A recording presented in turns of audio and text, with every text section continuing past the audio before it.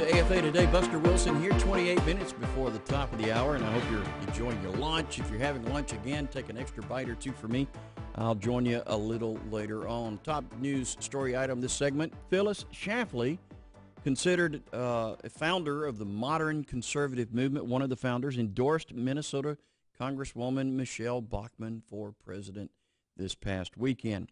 She said Michelle has the courage to be a leader among her peers. She is a real champion in speaking up for the values we care about. Michelle is a woman of faith and the mother of a beautiful family. She has a 100% pro-life record and is a strong supporter of traditional marriage. That is in the statement from Phyllis Chamblee, of course, of Eagle Forum, and she's been on this network and a friend of this ministry many, many times. So there you go. We've got one major endorsement out already for one of the Republican candidates trying to obtain the Republican nomination for president.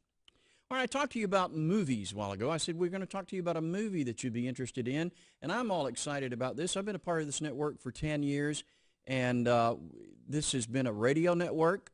We've done some things in the past, but we've never got down and got connected and started working on an actual, real-life, honest-to-goodness movie until now. And I've got the folks on set with me this afternoon who been a part of AFA for a long time as well and got involved in this. And, guys, I know it's exciting. Will you welcome to AFA Today Kendra White and Jeff Chamblee. Thank you guys for being here. It's an honor to be here, and it is indeed a movie yeah. from the beginning of the conception. This is our first venture of this sort, really. We had a lot of help with this. We had John Irwin helped us out, and he gave us just a bunch of tips and pointers and was able to lead us through this process. Don Cobb, who is the executive producer for this film called Paper Dream, actually came to us with the concept of a woman who's struggling with infertility. And there actually were very, very few stories out there that really, actually none, that handle it in an honoring way of those who have had that struggle. And actually 1 in 10 couples today struggle with infertility. And so we started researching, and one of the rules that they have of writing stories is, one, write what you know. Now, for me, I've never struggled with infertility. I'm not married.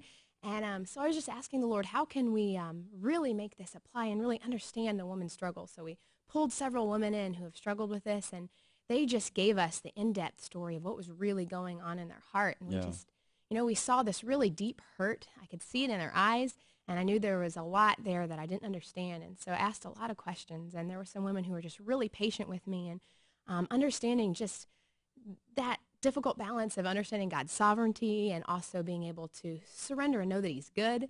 So we wrote this story, and another rule is write a story that needs to be told. And we really felt like in today's culture, this was a story that needed to be told. Yeah. So Don brought that concept to me, put together a little girl who has this picket fence dream of having this beautiful house with, the 2 kids and perfect life, and turns out that's not what God's plan for her is, and she's not able to bear children. And so her name is Christy, and it's Christy's journey, being able to surrender this to God and dealing with unmet expectations in her life. Wow. Well, now this is not the first video venture that we've done as a ministry. We have this story about the loss of J.J. Jasper's son, which is called Flame On, and it's been well received nationwide, talking about how do you handle as a Christian the loss of a loved one when there's nothing you can do about it. It just happens, and how do you handle that, and how do you live through that and stay sane and stay connected with God and go on with your life? It's an awesome tool. And then we had another one this summer called Divorcing God, which is about, you might tell a little bit about that one.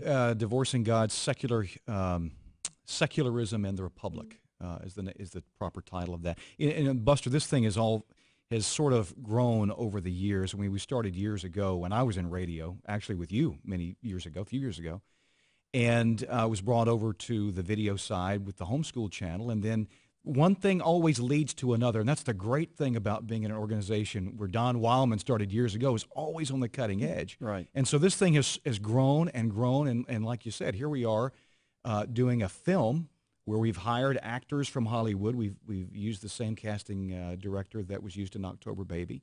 John Irwin, the writer and director of that film, helped us with this. And so it's really grown into something that we're very pleased with. Well, I tell you, it's exciting, and you know, you're right. A lot of people don't realize. I talk to people all the time that may be listening to this radio station right now in their car, and they may think, well, I thought that was all that AFR was, or maybe they've gotten a copy of the journal. And by the way, the last journal was featured Paper Dream on its cover. I don't know if you can get that, Will, but there's a picture of some of the cast members of Paper Dream, and of course has a story about the movie in it. Some people get the journal and go, I just thought it was the journal, the print journal, but American Family Association is so much more, and this is a new kind of deepening venture in video that we're going now. And Kendra, I didn't say that you were director of the movie, and Jeff, you were producer. So it's really exciting. So how did it go? How do you think your first venture in doing a feature-length film is? It was an amazing experience. We learned a lot, and I really feel like this was a good first attempt. Most producers that in film, the first one is usually what they call their flop. And we're really excited to get to go forward with this. The Lord blessed it. He was involved in a lot of the details. Yeah. It takes a lot of people to pull this venture off, and we had a lot of help of people that came in and said, hey, I'll offer this. A lot of local talent, actors that said, I'll come be an extra for free. Yeah. And it was neat to see the body of Christ come together and work together in a medium that is a tool to impact our culture.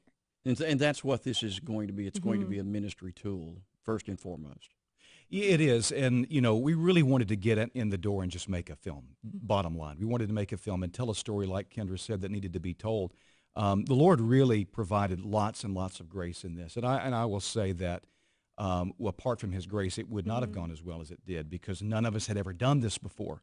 But we were able to work with men like John Irwin, Justin Tolley, some of his producers that had been on TV shows like Lost and had actually produced that, came over here and said, look, here's what you need to think about as you're going through this. And they really held our hand to a great degree, so that when day one hit, and John Irwin compares it to battle. He says when you hit the beach and the front of the thing falls down and you start storming the beach, you don't need to be making decisions then. You need to have them already made in the past. Right. You just execute. Right.